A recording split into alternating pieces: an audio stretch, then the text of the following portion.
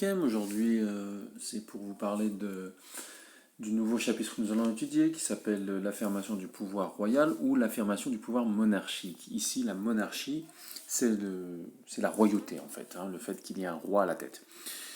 Nous avions laissé la monarchie française un peu là où Charlemagne avait laissé son territoire à ses petits-fils, qu'il l'avait divisé, et ils sont attaqués de toutes parts, donc ils font confiance aux différents seigneurs, les comtes, les ducs, etc. Sauf que là, il y a un nouveau roi qui arrive et qui s'appelle Hugues Capet. On va voir, et vous avez des exercices dessus, vous allez voir que il essaye de récupérer cette monarchie. Et la première étape, c'est ce qu'on appelle le sacre.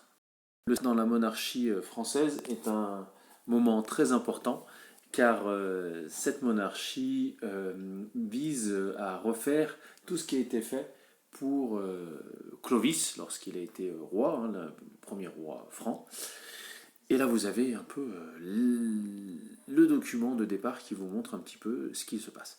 Donc j'agrandis un peu et on voit que, alors là il lui plante pas un truc dans la tête, il est en train de lui mettre de l'huile qui grande partie du corps du futur roi. C'est une huile qui serait sacrée, qui viendrait de l'huile qui a été donnée à Clovis lorsqu'il a été baptisé. On ne sait pas si c'est vrai ou pas, mais au moins, ce qu'on sait, c'est que les gens de l'époque y croyaient. Et ce passage du simple homme à roi donne au simple personnage qui est le roi ici un caractère hyper sacré en fait. Ça veut dire qu'il est choisi par Dieu, ça veut dire un roi de droit divin. Il est choisi par Dieu, on ne peut pas trop le critiquer. Et aussi, cela lui permet d'avoir des pouvoirs un peu magiques pour l'époque. Voilà. Le deuxième document que je voulais vous montrer, c'est qu'ici on voit plus tard un autre roi qui est entouré, vous le voyez, de plusieurs personnages. Et on pense ici que ce sont des grands seigneurs. Donc on va expliquer tout ça pourquoi, parce qu'en fait, au départ, le roi a un très petit territoire et petit à petit va devoir l'agrandir. Donc, on a ici le couronnement de ce Hugues Capet. Voilà. Je vais mettre l'autre document qui vous montre, voilà. La France de l'époque. La France de l'époque, c'est pas la France d'aujourd'hui, vous le voyez bien. On avait déjà vu ce document ensemble, sauf que là, quand on regarde à quoi correspond ce qui est en bleu, en fait, c'est le domaine royal. Et là, bien, il faut dire qu'il n'est pas très très élevé, pas très grand, pardon, pas très étendu. Et le but du roi, ça va être de l'étendre. Parce qu'autour, il y a le duché de Normandie, le comté de Bretagne, le duché de Bourgogne, le comté d'Auvergne, et tous ceux qui sont à la tête, les comtes et les ducs, sont extrêmement puissants. Certains sont beaucoup plus puissants, voire beaucoup plus riches que le roi.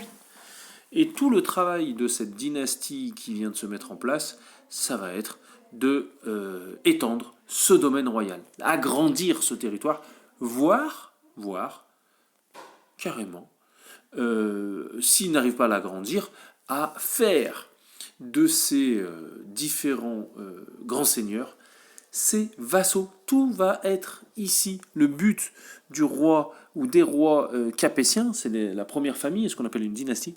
Premier roi capétien, ça va être de faire de ces grands seigneurs ses vassaux, et lui sera leur suzerain. Alors ça peut être souvent par la cérémonie, pas souvent, c'est toujours, pardon, par la cérémonie de l'hommage.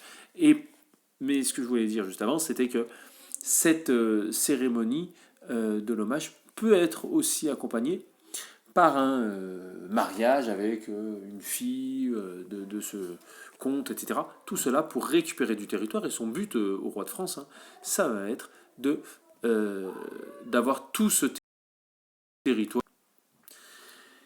Et vous voyez que l'évolution donnera raison à ce roi de France. Regardez, le territoire en bleu, c'est le domaine royal au départ. Et là, ce domaine royal qui s'agrandit de plus en plus. En rose, ici, vous avez les territoires anglais. Vous voyez, pareil, les territoires anglais sont en diminution. Voilà, on verra la suite un peu plus tard. Merci.